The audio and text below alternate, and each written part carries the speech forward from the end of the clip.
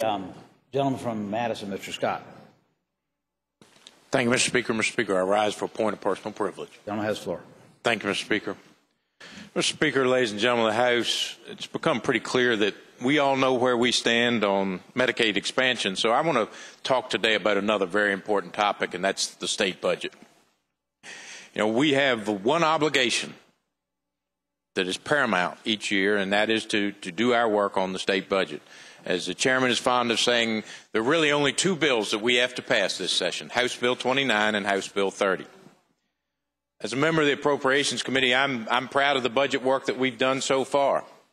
We've added $500 million for public education.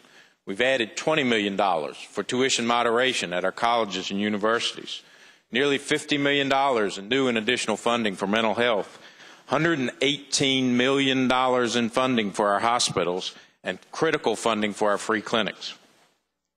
It's a focused budget. We've prioritized, and we're providing essential funding for the core functions of state government. And I was very interested to hear yesterday from Chairman Jones that we're only $26 million apart from our friends down the hall. 0.1% of the state budget is all the difference that we have. Incredibly less difference than we see even in the normal year. So in other words, the budget's 99.9% done, except for one thing, Medicaid expansion. Today, the Richmond Times-Dispatch is reporting that Senate Democrats want an audit, sort of, and they're calling it a compromise.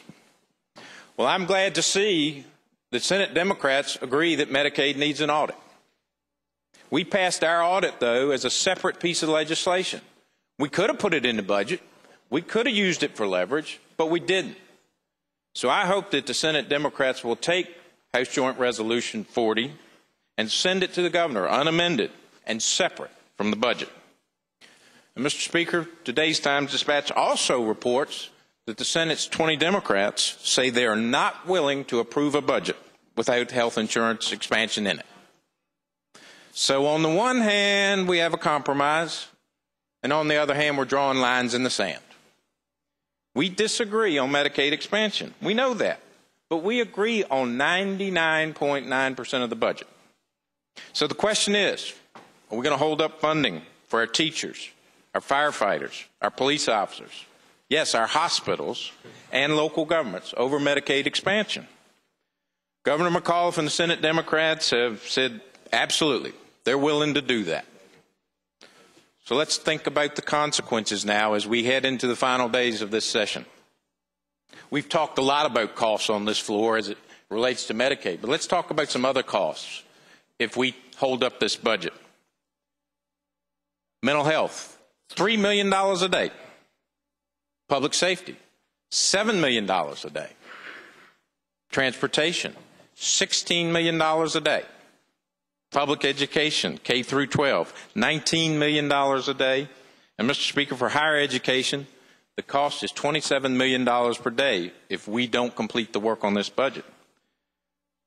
Mr. Speaker, that's simply wrong. This isn't Washington. This is Virginia. We should pass a clean budget with no strings attached. We can do it. We're close, and I hope that we will do this by the end of business next Saturday. Thank you, Mr. Speaker.